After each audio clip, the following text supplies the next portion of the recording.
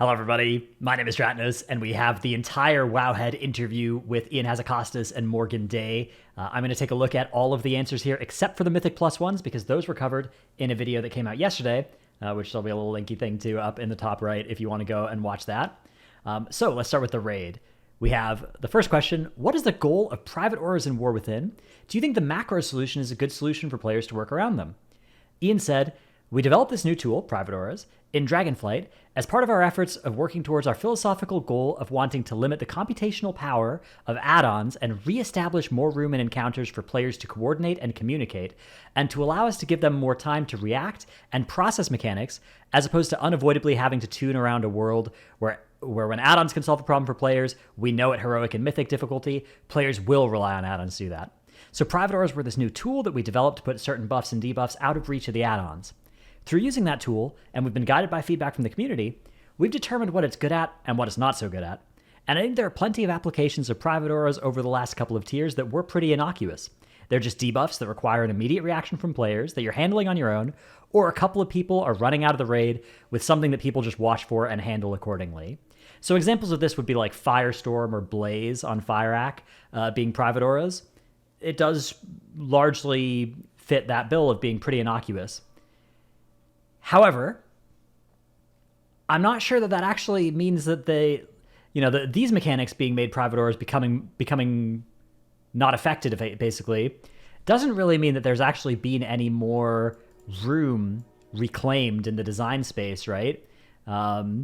Because add-ons solving problems for players isn't something that would happen with those sorts of mechanics anyways, right?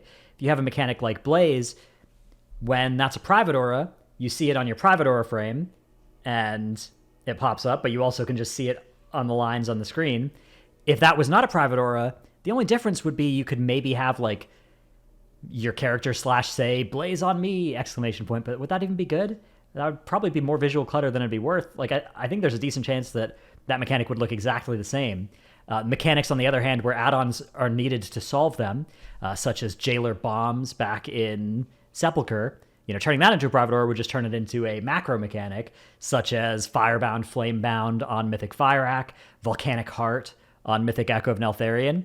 These are the mechanics that add-ons would have solved in the past, and add-ons still solve them in the world of private auras, just with that macro as a middleman that is making it worse.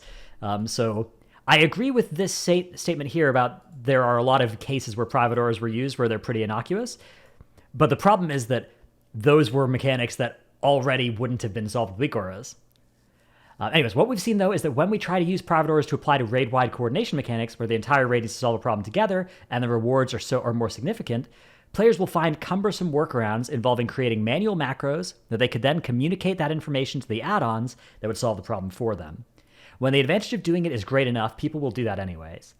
In that case, the cure is definitely worse than the disease. This is the first time they've admitted this, and I think that's really important because it is absolutely true. There's a reason why we pulled the private aura treatment from auras like those from Fireax's First Intermission, because we understand we're not actually helping here. We're not improving the player experience. So I think we've approached War Within with a desire to refine our continued use of that tool, to steer clear of applying it in areas we know are going to cause more annoying, frustrating behavior, and continue to use it in areas where we think it can allow room for player decision-making and creativity that isn't going to delegated to add-ons automatically. So I think there is some space where private auras have done a little bit of that. Like Fireack Phase 1, getting one of the 4 circles and then going to one of the 4 correct locations by kind of reactive gameplay rather than having a weak aura pop up that's like, go to position 1, go to position 2, go to position 3, go to position 4. Same with the Dark Flame Cleaves on Fireack Phase 1. That is a case where you can accomplish maybe a little bit of that.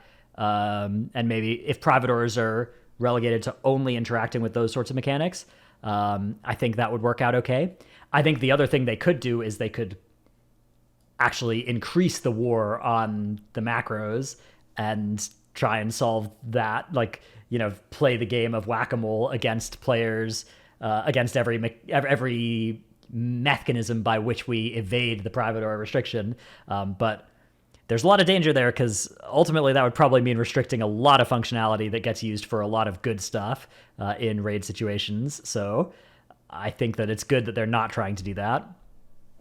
Morgan Day also added on here, which said, a lot of what it boils down to is to reclaim some design space. There's a lot of fun mechanics or interesting design elements that would be really hard to do nowadays, and we're reflecting on this as we discuss this problem internally a lot. And there are a lot of boss encounters nowadays that have a lot of swirlies on the ground that you just really need to dodge, and when you take a huge step back and reflect on that, I think you can say a lot of that is because that's a design space that add-ons haven't solved. You just have to have some amount of personal responsibility where you can dodge the mechanic.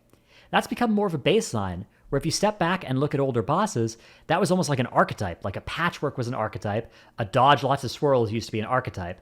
That's kind of where we start now, and then try to add layers of interest on top of that. That's something that we're going to continue to use, but refine the usage of it. Philosophically, that's a direction we want to continue to move in. So yeah, I mean, I am definitely sympathetic to Blizzard and to the idea of making mechanics that are solved through raid coordination, through reactive gameplay, through coordination on the fly. It's a very satisfying thing to execute in a lot of those cases. I just continue to be extremely suspicious of the way that private auras have interacted so far.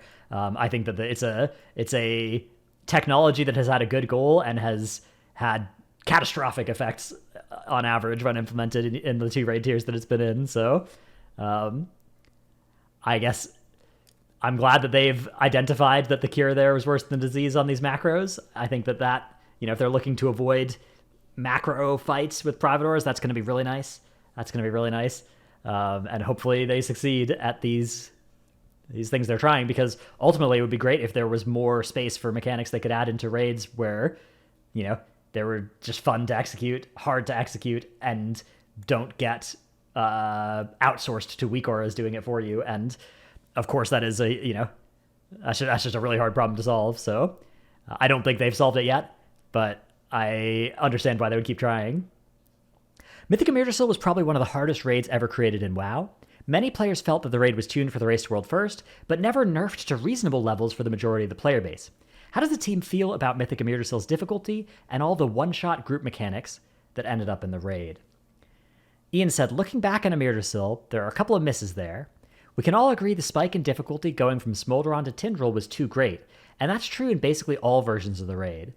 No matter how many nerf passes were taken, the overall mechanical complexity and execution demands meant that for every guild progressing through Amirdrassil, no matter when they were doing it, getting a 7th boss down meant you were staring at a brick wall. We prefer to have a smoother ramp in difficulty that sets players up, with each boss being something that feels like a manageable step up from the next one.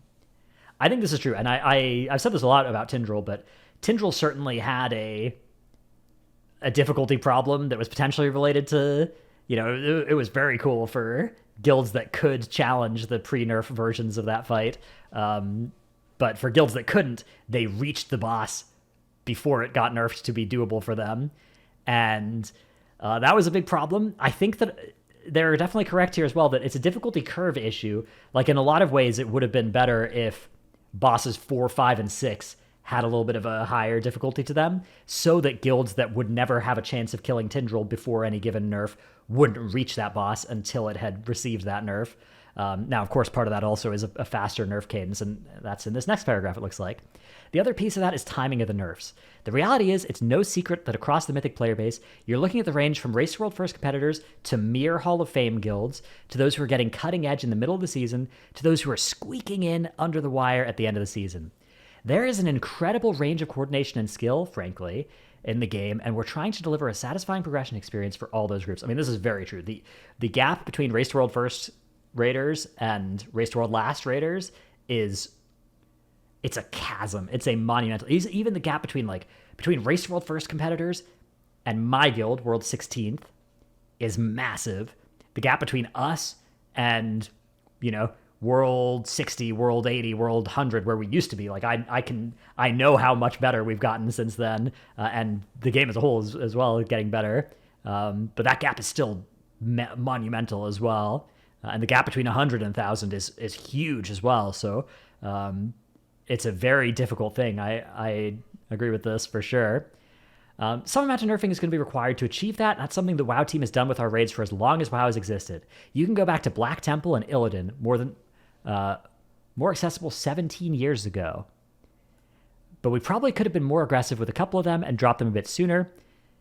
The thing we need to do is be mindful of when we do that, though, is we always want to make sure that we're not undermining guilds' progression experience that are already partway through the fight. We actually were urged by a number of Hall of Fame level guilds going into the end of last year to not take too heavy a nerf bat to those last couple of encounters because they were enjoying the challenge. They just wanted to make it a bit more consistent, but they didn't want something that was suddenly going to undermine all the effort they've put in getting as far as they had. So those are all factors that we take away from Amirdrassil and apply to all our raids going forward. And this is very true. I mean, it does suck when you are at... I mean, this happened to my guild. We had Tindril at 9% before the very first nerf, since after the world first kill. It did get nerfed during world first progression as well. But we got it to 9% before the first nerf landed on it. And, you know, come back in and you kill it post nerf, you know, pretty much the first raid day after the nerf.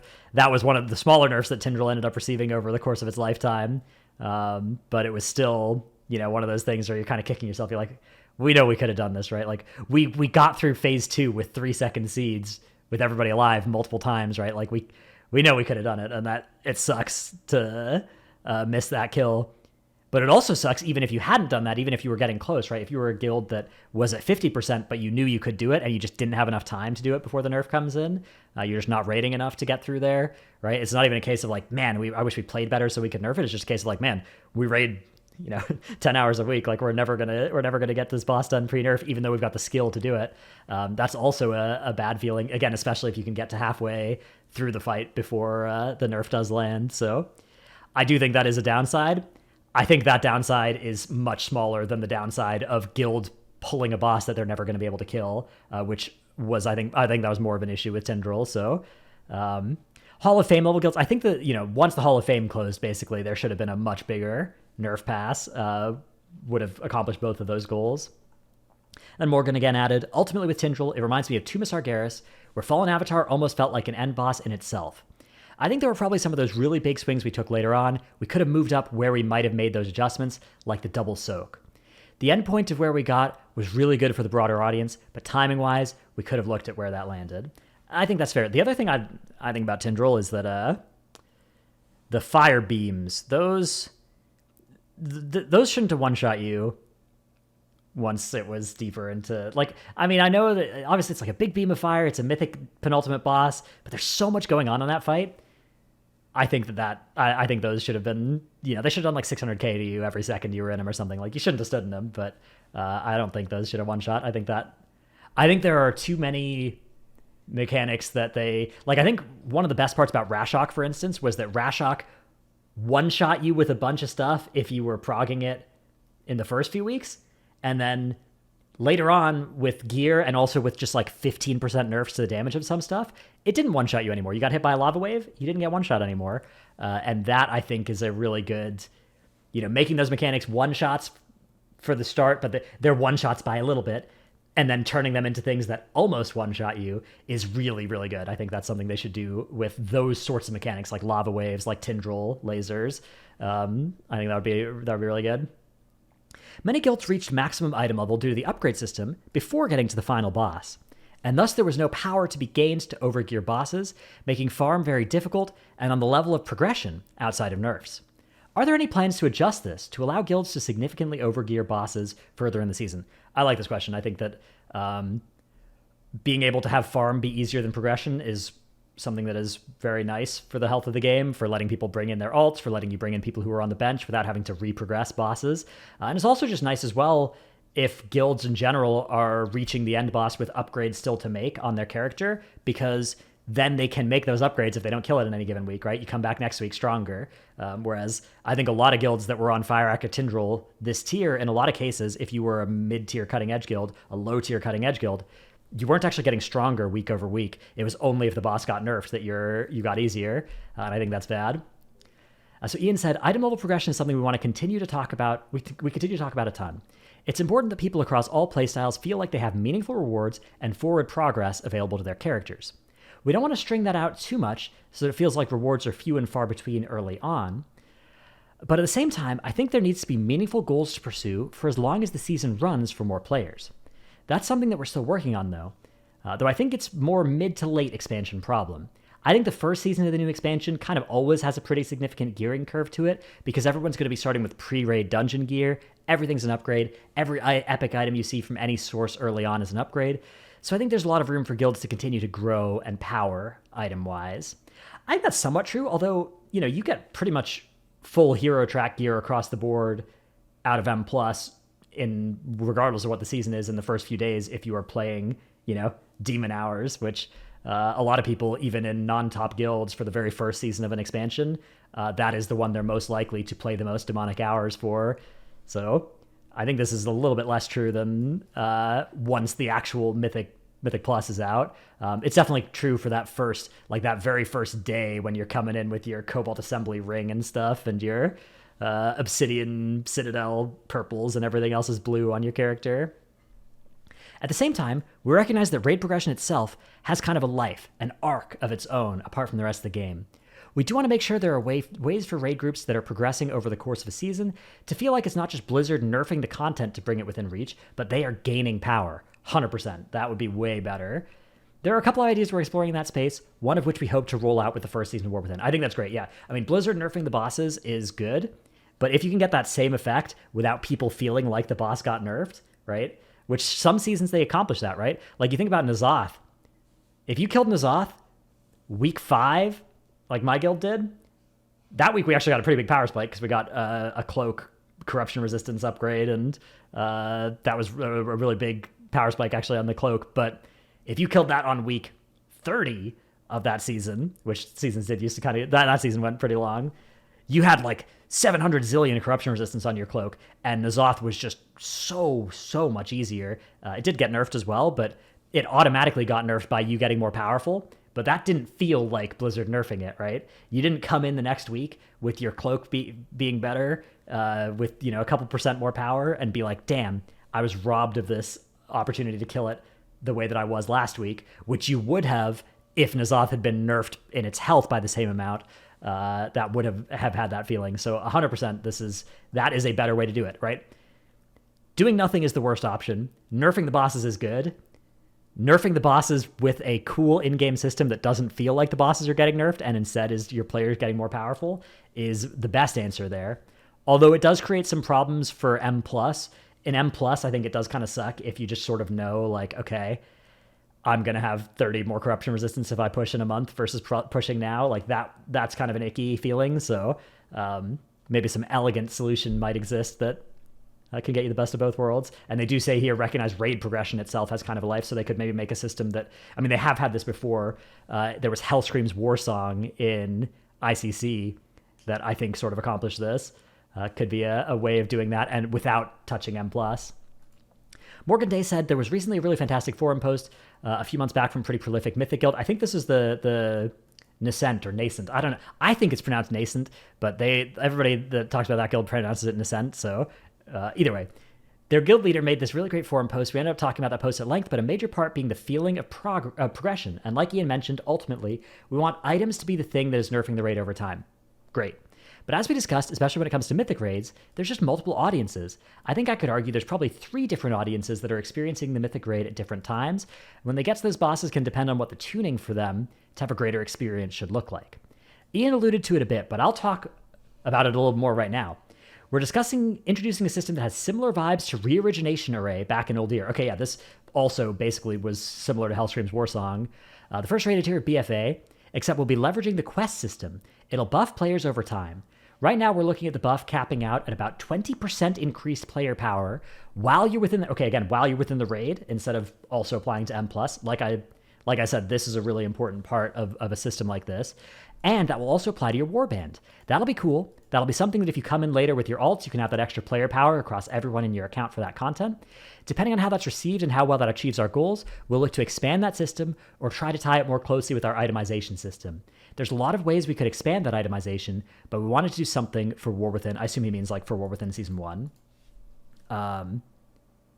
Yeah.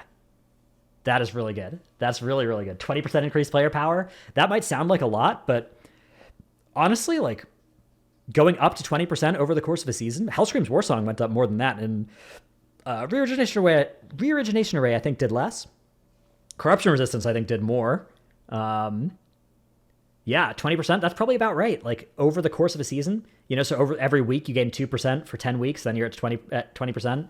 in 10 weeks in, and maybe you delay the start of this for a couple weeks at the start of the season, and it starts on like week 3 or week 4 or something, you start gaining your 2% per week. Like Amirdrassil kind of had a little bit of this. You had the Hellman chant, but the Hellman chant was just like one hit of a 3% buff or something roughly, and I think that was definitely too little to be felt. But yeah, slowly gaining up to 20% increased power over time. That's going to feel great for a lot of players, right? For players that are working on these bosses, that's going to mean that it will bring them into reach, but in a nice kind of slower linear pace, rather than the boss getting nerfed by 10% in 1 week and having that huge step in difficulty down. You'll instead have a slower kind of gradual 2% increased power gain. Plus, of course, your gear getting better for as long as that continues, which a reason that this has come up more in discussion recently is that the gear getting better part of the patch has been compressed into the start of the patch.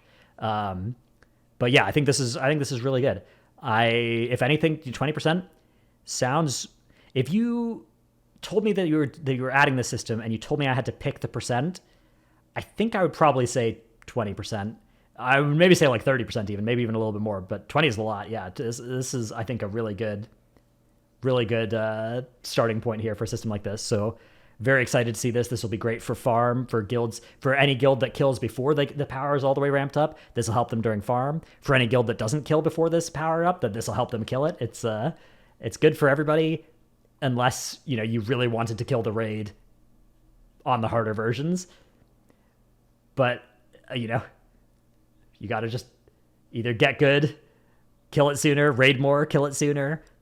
But you can't hold the rest of the player base hostage, because even if you wanted it to be like that, then you're also basically advocating for no nerfs. And God, we've seen what no nerfs looks like for weeks when bosses are too hard, and that's not good. So if they can avoid having to nerf any bosses except for maybe egregious outliers, because this predictable smaller slope power gain is there instead, that I feel like would just be a win, a huge win. All right, so that's the raid answers. We've already looked at the Mythic Plus answers in the other video. Let's just see how much we've got here. Ooh, wow, we've got a lot of them. We got a lot of other questions here. Okay, I'm going to make the executive decision to split this bad boy up into multiple videos, because it's already been like 20 minutes of this video, and I could see this going quite long, and I want to get a drink of water as well. So we'll take a look at classes in combat, and we'll take a look at visual clarity and collections. I'll put a link to this interview if you want to just read through it yourself down below, but what I'll probably do is upload this thing pretty much as I finish it, and then tomorrow morning for me, so like 12 hours later, I'll have the remaining chapters going up. But yeah, thanks for watching. See you in those. Bye.